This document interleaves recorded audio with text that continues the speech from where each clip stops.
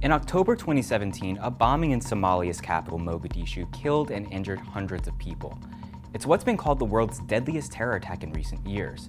It was also the third terror attack in Mogadishu in 2017, and at least the 10th bombing in the past 2 years. Somalia has experienced mass death and political instability for decades, so why is the country such a target for terrorism? Well, since 1991 and the start of the Somali Civil War, Somalia has wavered between being a fragile and outright failed state. When the government of Siad Barre was overthrown by a military junta, which was also the same way Barre came to power in 1969, the country fell into a power vacuum.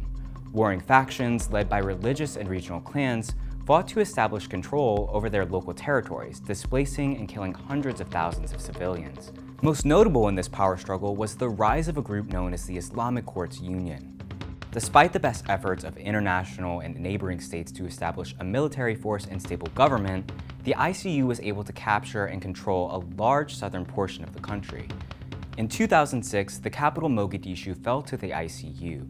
The group quickly implemented their version of Islamic law. By the end of that year, the ICU were forced out of Mogadishu and disbanded by a newly formed transitional government. But Somalia continued to spiral out of control. In particular, an offshoot of the failed ICU began gaining power and committing terror acts countrywide. The group, called Al-Shabaab, has claimed responsibility for multiple bombings, particularly since 2012. This Al-Qaeda-aligned jihadist group, named after the Arabic word for youth, has specifically targeted government institutions and non-Muslims. Al-Shabaab has sought to establish an Islamic State within Somalia, not unlike ISIS or the former ICU. And while some sources report that the terror group has lost ground, they do still control major regions and have continued to terrorize the country. In short, Somalia has seen a massive increase in terror groups and lawlessness since the start of its civil war. Al-Shabaab represents only a small fraction of the damage the country has undergone. Without the support of neighboring countries, which have seen violence spill past their borders, Somalia would likely have no functioning government at all.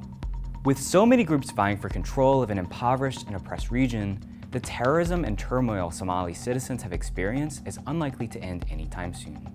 As Somalia continues to struggle with terrorism and corruption, a region of the country is seeking independence. Somaliland has struggled for sovereign status for decades.